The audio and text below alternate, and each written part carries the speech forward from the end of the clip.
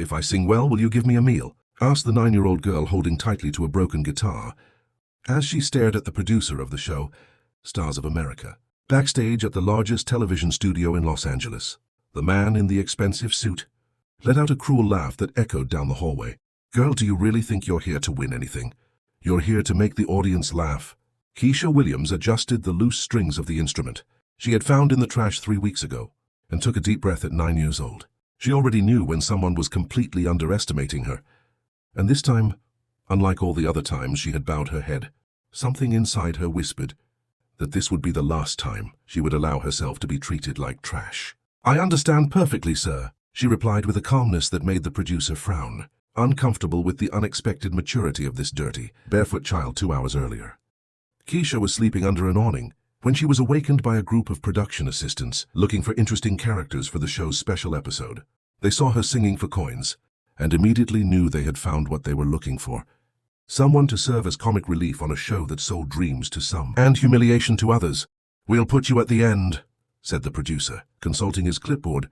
"After all the talented kids have performed, you come on to balance the show." What that arrogant man didn't know was that Keisha had grown up on the streets watching, learning, memorizing every detail of how the world worked. She knew exactly why she was there. She knew what role they expected her to play, but she also knew something they would never discover until it was too late. In the last 3 years living on the streets, since losing the grandmother who raised her, Keisha had developed something no child should have, the ability to see through the masks adults wore. And at that moment, as she watched the fake smiles and condescending looks around her, she made a decision that would change everything. "Can I ask you a question, sir?" she said, tilting her head slightly with calculated innocence. "Make it quick, kid. We have a show to record. Do you have children?" The question caught the man off guard. "I do too, girls." "Why?"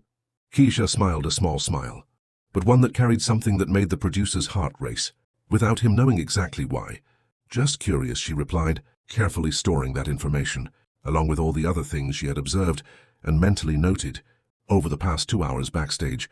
As she walked toward the stage, carrying the broken guitar as if it were a treasure, Keisha thought about the letter she had hidden in her only possession, a torn backpack. A letter that explained not only who she really was, but also why being on that show was no coincidence. If you're enjoying this story of a girl who everyone underestimated, but who holds secrets capable of turning the tables completely, don't forget to subscribe to the channel, because what happens when Keisha steps onto that stage will prove that some people are born to rewrite the rules of a world that insists on putting them down. Backstage at American Idol, Keisha watched silently as the other participating children were treated like little celebrities. Assistants ran back and forth offering gourmet snacks, cold water, and even professional makeup services for each of them. "Attention, everyone," shouted producer Richard Brennan, clapping his hands to get their attention. "Remember, you are the future of American music. Today the whole country will get to know your talents." Meanwhile, Keisha remained seated on the cold floor of the hallway, still holding her broken guitar. When she tried to approach the snack table, a production assistant gently pushed her away. "Sorry, sweetie, but these snacks are only for the official participants," the woman said with a condescending smile. "You must have come to accompany someone, right?" "Actually, I'm also going to perform," Keisha replied calmly. The assistant frowned and consulted her clipboard. "Oh yes, you're the special girl."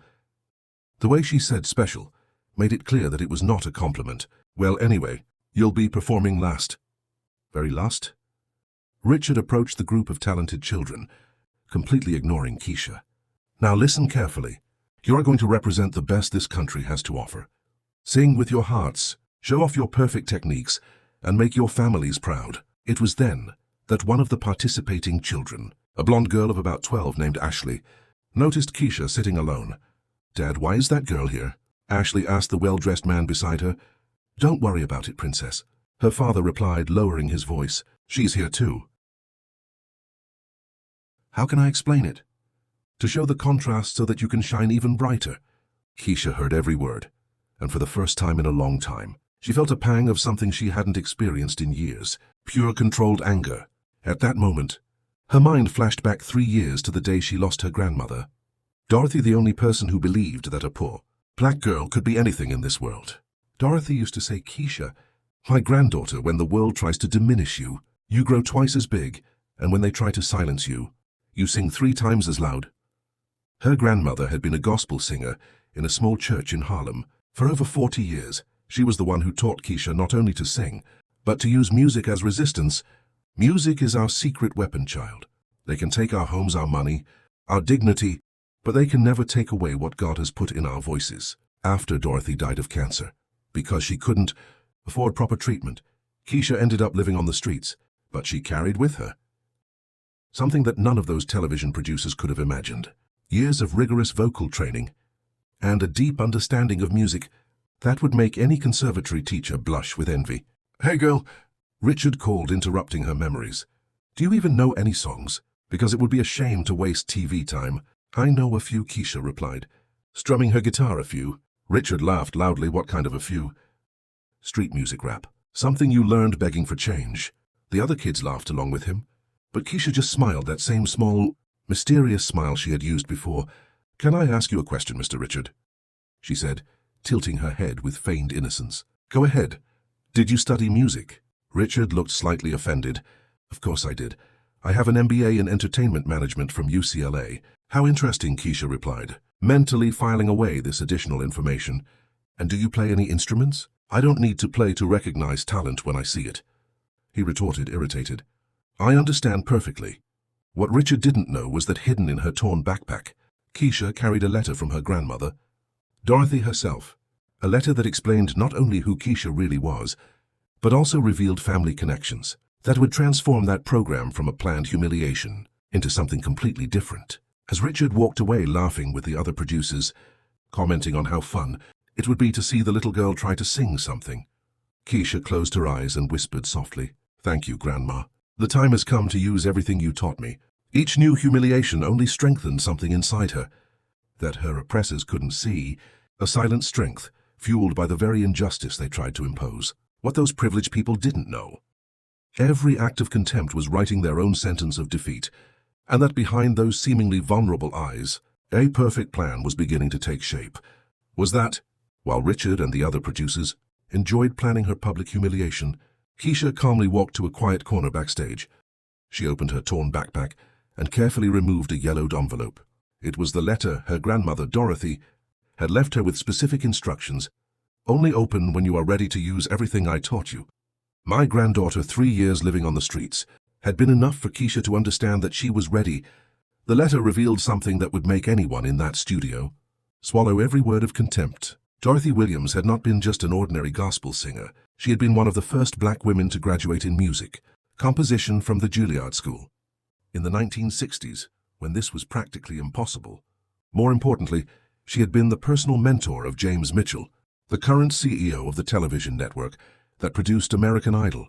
"James has always been like a son to me," Dorothy wrote in the letter. "If you ever need help, go to him. But remember, don't ask for charity. Show him what you're capable of first." Keisha put the letter away and smiled. Even after her death, her grandmother was still teaching her strategy. "Hey, you street girl." The blonde contestant approaching with a group of other children, shouted Ashley. "My dad is curious to know how you got in here. Did you lie on your application?" "I didn't lie about anything," Keisha replied calmly, tuning one of the loose strings on her guitar. "Oh, sure," Ashley said dismissively. "So you really think you stand a chance against us? I've been studying at the Manhattan Conservatory for 6 years. I have private teachers who cost more per hour than you probably see in a month." The other kids laughed, but Keisha just kept tuning the instrument, testing each note with a precision that made Ashley frown, annoyed. "Do you even know how to read music?" Another girl taunted. "I know a few things," Keisha replied, and for the first time allowed a small smile to appear on her lips. What these privileged children didn't know was that, in addition to her rigorous training with Dorothy, Keisha had spent the last 3 years practicing in places they could never imagine: subway stations with perfect acoustics, where she learned to master her own voice without a microphone; urban tunnels, where she discovered how to make a broken guitar sound like a Stradivarius; noisy street corners where she developed the ability to maintain rhythm and pitch, even under extreme pressure. Every cold night, every hungry day, every look of contempt on the streets had been without her knowing it, training for this moment. It was then that she noticed an older man, watching discreetly from the other side of the stage. Grey hair, gold-rimmed glasses, elegant but warm posture. Their eyes met for a brief moment, and something in his gaze made Keisha's heart race. The man approached slowly, completely ignoring Ashley and the other girls. "Excuse me," he said, addressing only Keisha. "May I ask your full name?" "Keisha Dorothy Williams," she replied deliberately, emphasizing her middle name. The man stood motionless for a few seconds, his eyes filled with tears, which he tried to hide by adjusting his glasses. "Dorothy Williams was my grandmother, James Mitchell." The network's executive director felt as if he had been punched in the stomach. Dorothy had died 3 years ago. Turned he hadn't even known she had family. The woman who had changed his life, who had taught him that music had no color or social class, who had guided him through difficult times when he was just a young black man trying to survive in the entertainment industry. "Where have you been all these years?" he asked, his voice breaking. "On the streets, ever since she died." James closed his eyes, feeling the weight of guilt. If he had known, if he had looked for her. "Do you sing like her?" he asked. "She taught me everything I know." "And you came here too?" Keisha glanced toward the stage, where Richard was still laughing with other producers, probably telling someone about the prank. "They were going to play on her, to show what I'm capable of," she replied simply. James understood immediately. Dorothy always said that the best revenge against prejudice was excellence that could not be denied. "Can I do you a favor?" he asked discreetly. "Actually," said Keisha, "can I ask you a favor, anything? Don't interfere. Let them do exactly what they plan to do to me." James frowned, confused. "But they're going to try to humiliate you publicly." "I know, and when they try, I want you to record everything. Every second, every reaction, every word they say." The smile that appeared on Keisha's face at that moment was identical to the one Dorothy used to give when she was about to teach someone an unforgettable lesson. "They think they know who I am," she continued, strumming the guitar strings. "But they know nothing about what I carry inside me, about the years of training, about the music that runs through my veins, about the strength my grandmother passed on to me." James nodded, beginning to understand the plan. "And then you do what you think is right with this recording." At that moment, Richard reappeared, interrupting the conversation, without even noticing who the man talking to Keisha was. "Hey girl, it's your time to shine," he said with a cruel smile. "We hope you entertain us well out there." Keisha stood up, adjusted the guitar on her back, and walked toward the stage. But before she was out of earshot, she turned to James and whispered, "My grandmother always said that God gives us talents, not only to elevate ourselves, but to elevate others who will come after us. Today is not just about me." James watched the girl walk, with a dignity that contrasted sharply with her simple clothes and broken guitar. For a moment, it was as if Dorothy were there again, ready to rewrite the rules of a world that insisted on underestimating people like them, while Richard organized the cameras to capture what he believed to be cruel entertainment. At the expense of a vulnerable child, James discreetly instructed his own film crew to record absolutely everything, every word, every reaction, every second of what was about to happen, because something told him that this would not be an ordinary humiliation. It would be the moment when a little street performer would teach an entire country that true talent does not choose cradle, color, or social class to be born into, and that underestimating people like Keisha Williams is always a mistake that comes at a high price. The stage lights came on full blast as Keisha stepped into the center of America's stars. The audience of over 500 people murmured quietly, some discreetly, taking photos of the street girl holding a broken guitar. Richard backstage whispered to his assistants, "Remember, when she starts singing, activate the faulty sound system. I want that horrible hissing sound coming out of the speakers. It'll be hilarious." Ashley and the other participating children watched from backstage, eager to witness what they believed would be the inevitable humiliation of someone who didn't belong there. "Hello," Keisha said into the microphone, her clear voice echoing through the auditorium. "My name is Keisha Dorothy Williams. I'm 9 years old, and I want to dedicate this song to my grandmother, who taught me that music has no color or social class." Richard frowned when he heard the full name. Something about that Dorothy sounded familiar, but he quickly dismissed the thought. Keisha adjusted her guitar and played the first chords.